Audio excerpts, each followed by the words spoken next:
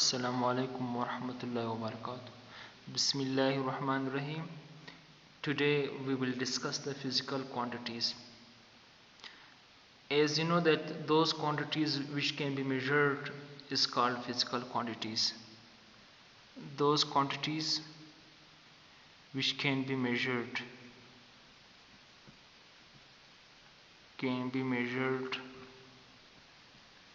is called physical quantities.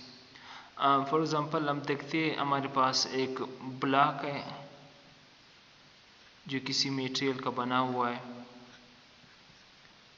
अभी इस block का लेंथ L है, width W and height H है। सो इसका लेंथ विड्थ हाइट एक प्रॉपर्टी है। अब इस प्रॉपर्टी को हम मेजर कर सकते हैं, नाप सकते हैं। तो ये लेंथ हाइट विड्थ ये क्या हो गया, ये हमारे पास एक फिजिकल क्वांटिटी है। Length is a physical quantity because it can be measured. अभी दूसरी चीज़ हमारे पास है, जब हम लेंथ को मल्टीप्लाई करते हैं विड्थ के साथ हाइट के साथ तो हमारे पास वॉल्यूम आ जाता है। Volume is equal to length into width into height. So volume is also a physical quantity. Volume is a physical quantity. अभी इस ब्लॉक का वेट कितना है, हम इस फिजिकल बैलेंस तराजू उठाते हैं इस तरह। अभी इसमें देखते हैं कि इसका मेजर करते हैं, नापते हैं इसका मास या वेट, इसका वेट कितना है। अभी इसका वेट भी एक फिजिकल क्वांटिटी है और इसका मास कितना है, मास भी हम नाप सकते हैं। मास भी इस एक प्रॉपर्टी है जिसको हम मेजर कर सकते हैं, नाप सकते हैं। वेट भी किसकी प्रॉपर्टीज को मेजर कर सकते हैं। वॉल्यूम भी प्रॉपर्टी है, लेंथ भी। So all these are the properties which can be measured और कॉल्ड फिजिकल क्वांटिटीज। और इसका टेम्परेचर कितना है, टेम्परेचर हम नाप सकते हैं कि हॉट या कोल्ड है। टेम्परेचर, कलर कौन सा है, जो डिफरेंट कलर्स है ये भी असल में लाइट है एंड लाइट को हम नाप सकते हैं। साउंड को हम नाप सकते हैं डेसिबल की सूरत में, लाइट को हम नाप सकते हैं कैंडेला की सूरत में, एल्यूमिनेंस की सूरत में। तो तमाम फिजिकल तमाम प्रॉपर्टीज़ या करेक्टरिस्टिक्स जिसको हम नाप सकते हैं, मेजर कर सकते हैं, उसको हम कहेंगे physical quantities. Because physics is the science of measurement and quantitative physics is a quantitative measurement and experimental observation. इसी वजह से हम चीज़ों की ना सिर्फ प्रॉपर्टीज़ को मेजर करते बल्कि ना सिर्फ मेजर करते और इसके यूनिट्स की सूरत में एक्सप्रेस भी करते हैं। तो ये तमाम फिजिकल क्वांटिटीज़ हो गई। फिजिकल क्वांटिटीज़ की एक नॉन फिजिकल क्वांटिटीज़ भी होती है, जैसे हमारे पास है जिसको मेजर नहीं कर सकते, उसको नॉन फिजिकल क्वांटिटीज़ कहते हैं। जैसे कि हम कहते हैं कि जो हेट है, नफ़रत है या शौक़ है, मोहब्बत है, इस तरह जो दिल की कैफियत है, ये सारे नॉन फिजिकल क्वांटिटीज़ हैं। जिसके दर्द है, शौक़ है, मोहब्बत है और इस तरह भरवसा है, ये तमाम नॉन फिजिकल क्वांटिटीज़ है जिसको हम मेटाफिज़िक्स में फिर पढ़ते हैं। यानी एक साइकोलॉजी की फिलासफी की ब्रांच है, इसको कहते हैं मेटाफिज़िक्स, ये उसमें पढ़ते हैं। इसके बाद है kinds of physical quantities. Kinds of physical quantities. Physical quantities की हमारे पास दो किस्में। Number first one is the base quantities.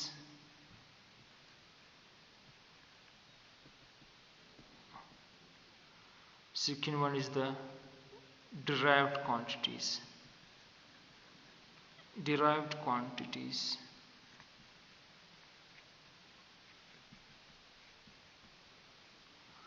So base quantities नाम से ज़ाहिर है वो क्वांटिटीज़ है, वो मिकदारें हैं जिस पर फिजिक्स की बुनियाद रखी हुई है।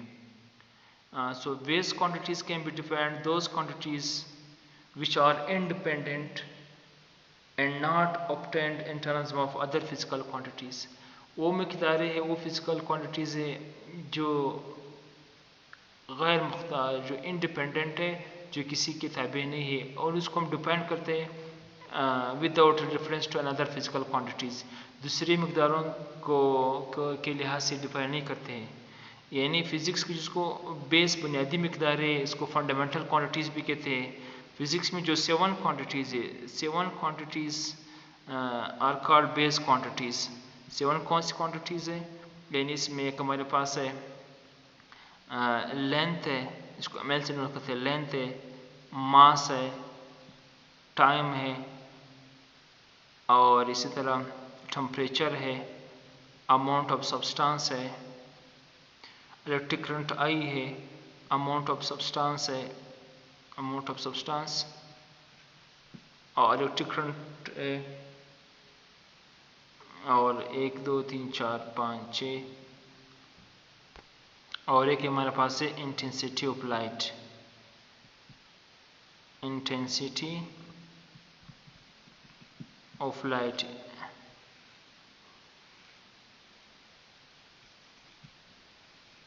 ये सारे हमारे पास बेस क्वांटिटीज़ है। ये सारे हमारे पास बेस क्वांटिटीज़ है। इसमें मास का इसका यूनिट किलोग्राम है, और सिंबल कीजिए है, लेंथ है मीटर, एम मीटर इसका यूनिट है, एम इसका सिंबल है। इस तरह हमारे पास टाइम है, इलेक्ट्रिक करंट है, टेम्परेचर है, इंटेंसिटी ऑफ लाइट है, अमाउंट ऑफ सब्सटेंस है। इसके सिंबल्स और यूनिट सारी याद करनी चाहिए। Second one is the derived quantities. Derived quantities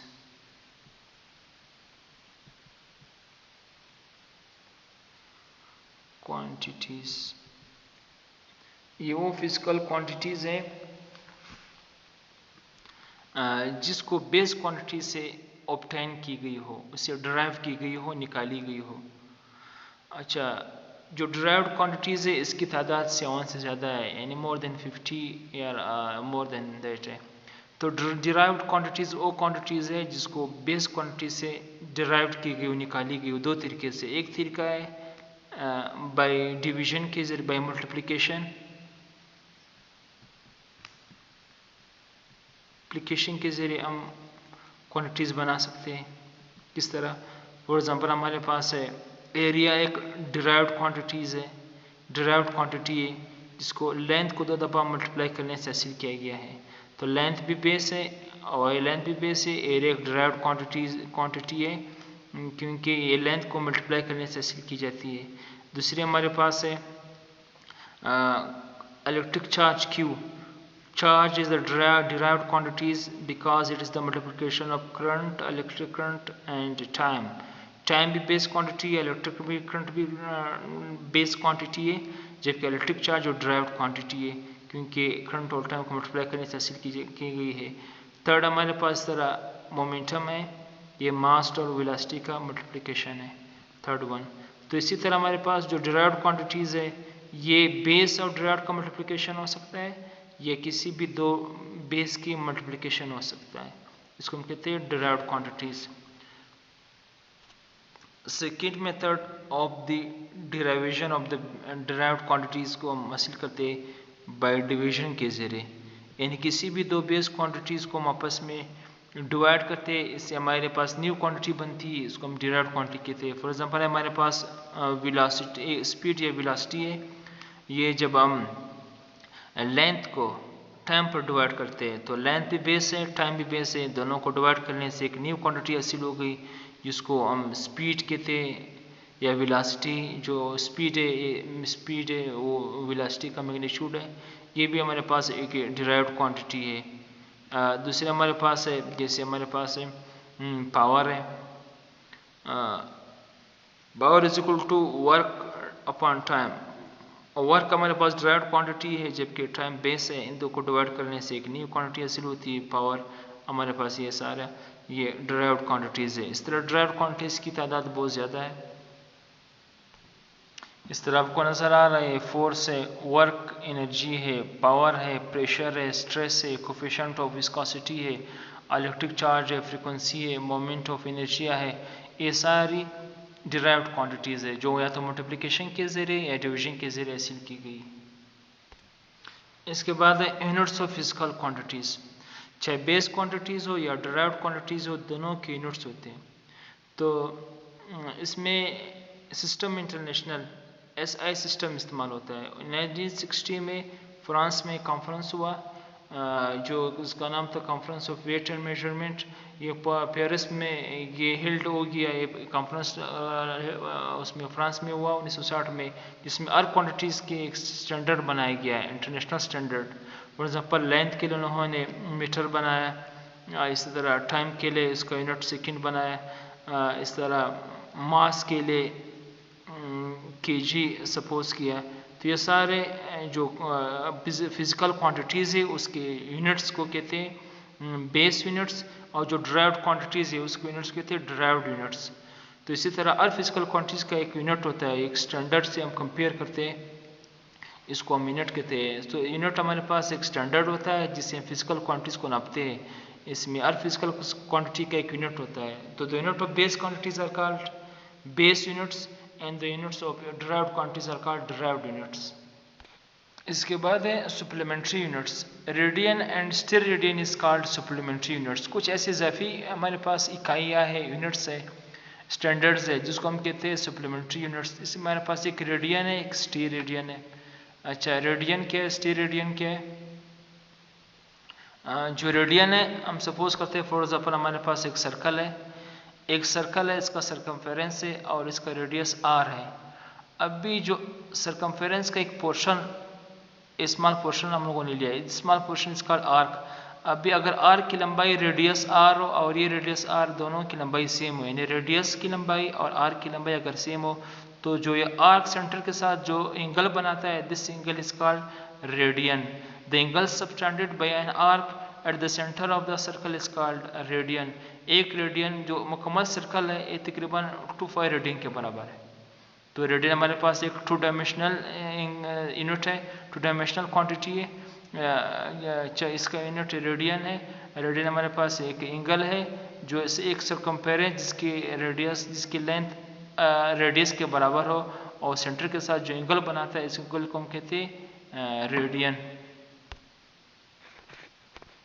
अच्छा, एक है स्टीरेडियन, ये फिर सॉलिड एंगल है, यह 3 डायमेंशनल यूनिट है।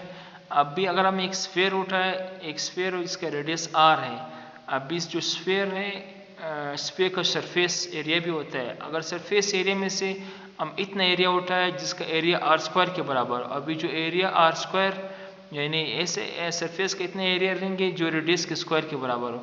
अभी जो सरफेस एरिया r² सेंटर के साथ जो एंगल बनाता है, इस एंगल को कहते हैं 1 स्टीरेडियन। ये स्टीरेडियन एंगल है।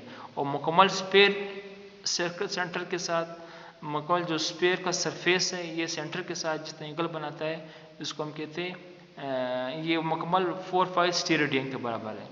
वो 1 sphere is equal to 4π steradian, जबकि 1 circle is equal to 2π radian, और 1 sphere is equal to 4π steradian. तो स्टीरेडियन हमारे पास एक सॉलिड एंगल है। द एंगल सबटेंडेड जो यानी जो एंगल बनता है at the centre of the circle by a sphere, by surface of the sphere whose area is r², और इसका सरफेस का एरिया r² होना चाहिए, मुकम्मल स्फीयर का एक पोर्शन है, और सेंटर के साथ जो एंगल बनाता है, this is called steradian. So thank you for watching our video.